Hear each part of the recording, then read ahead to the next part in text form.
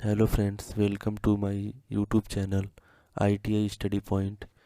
आज हम बात करेंगे British and metric horse power के बारे में और इन दोनों के बीच क्या डिफरेंस होता है ये भी समझेंगे। तो चलिए शुरू करते हैं। सबसे पहले हम समझेंगे ब्रिटिश हॉर्स पावर क्या होता है और जो ब्रिटिश हॉर्स पावर का दूसरा नाम इंपीरियल हॉर्स पावर भी होता है। तो इसको समझने के लिए हम एक सिस्टमेटिक अरेंजमेंट के द्वारा आपको समझाएंगे। यहाँ पर एक अरेंजमेंट बना हुआ है। इसमें एक पुल्ली लगी हुई है। पुल्ली के ऊपर एक रस्सी की सहायता से घोड़े को बांधा गया है और दूसरे एंड पे एक किसी ऑब्जेक्ट को बांधा गया है और इस ऑब्जेक्ट को घोड़ा खींच रहा है। इस साइड में इसको खींच रहा है पुल्ली की सहायता से। तो इस ऑब्जेक्ट का जो मास है, द्रव्यमान है, वो कितना है? 550 पाउंड। तो इस 550 पाउंड द्रव्यमान वाले ऑब्जेक्ट को यदि ये जो हॉर्स है 1 फीट ऊपर उठाता है 1 सेकंड में, तो जो भी इसके द्वारा पावर लगाया गया है वो कितना होगा? वो 1 हॉर्स पावर होगा ब्रिटिश हॉर्स पावर में। यानी कि ये जो ऑब्जेक्ट होगा इसका इसका जो मास है, द्रव्यमान है, 550 पाउंड है और कितना ऊपर उठाया जा रहा है? 1 फीट उठाया जा रहा है और कितने समय में? 1 सेकंड में।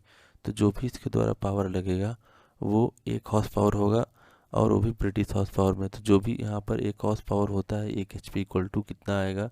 745.7 वाट, यानी कि अप्रोक्सीमेट 746 वाट ये आता है।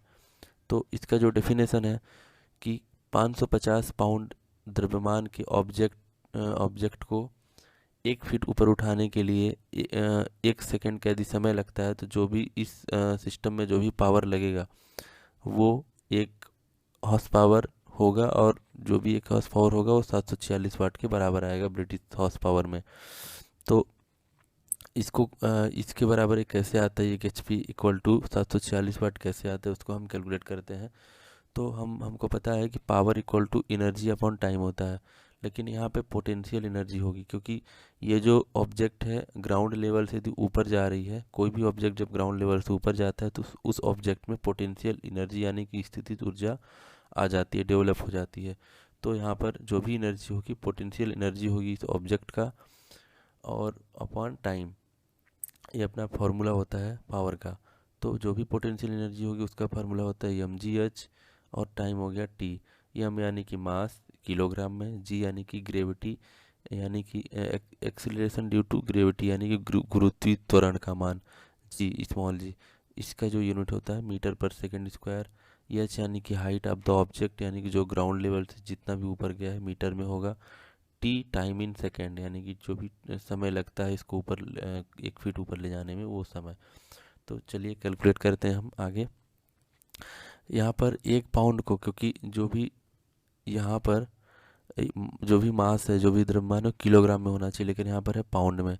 तो इस पाउंड को हम किलोग्राम में चेंज करेंगे, जो भी फीट है उसको मीटर में चेंज करेंगे क्योंकि स्टैंडर्ड यूनिट हमारा मीटर है। हाइट का जो भी यूनिट है वो मीटर है। मास का जो भी यूनिट है किलोग्राम में है। टाइम का तो सेकंड है। तो यहाँ पर ऑलरेडी सेकंड है, तो लेकिन हमको चेंज किसको करना होगा? 1 फीट को और 550 पाउंड को। तो अगली स्लाइड में हम चेंज करते हैं।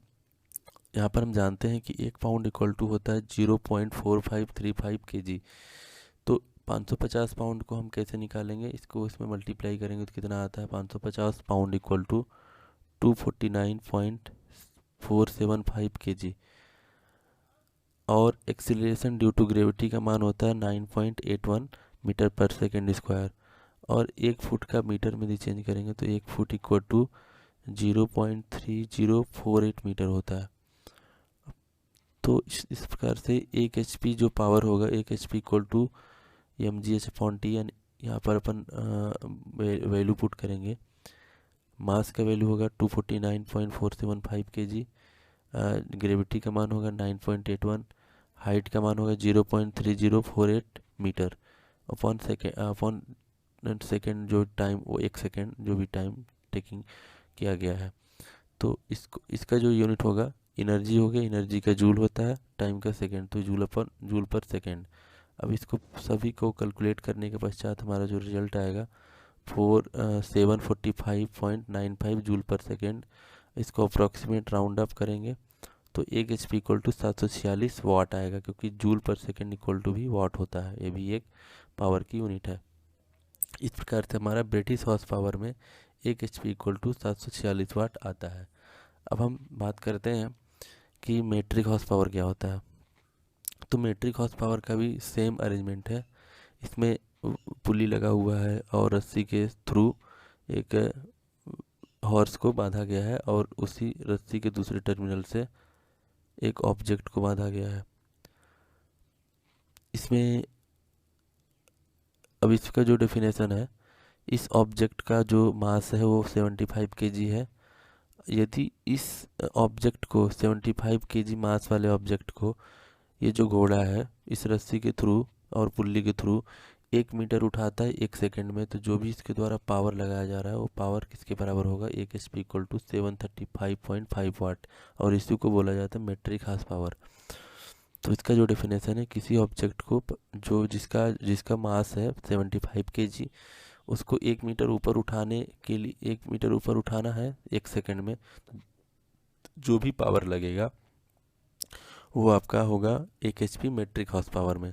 तो चलिए कैलकुलेट करते हैं हम कितना ये कैसे आता है 735.5। तो power equal to potential energy, क्योंकि ये जो ऑब्जेक्ट है ऊपर जा रहा है तो इसमें भी पोटेंशियल एनर्जी आएगा, अपॉन टाइम। पोटेंशियल एनर्जी का फार्मूला होता है mgh/t। तो यहाँ पर 1 HP जो भी निकलेगा 1 HP इक्वल टू, क्योंकि पावर निकालना है हमको, तो 1 HP equal to mgh/t।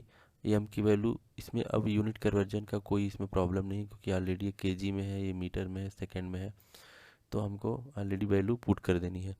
M का जो वैल्यू है 75 kg है, जी की वैल्यू 9.81 हमको ऑलरेडी पता है, और जो हाइट है 1 मीटर हाइट है तो 1 मीटर रख दिया गया है, और अपॉन 1 सेकेंड। अब इसको सबको कैलकुलेट करने के पश्चात जो हमारा रिजल्ट आएगा 735.5 के राउंड अप में आएगा। तो अपना 1 HP इक्वल टू ये 735.5 आ चुका है।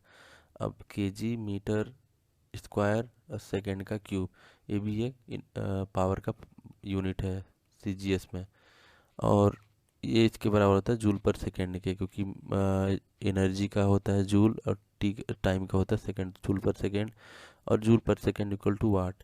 तो 1 HP equal to 735.5 watt metric horse power के बराबर होता है।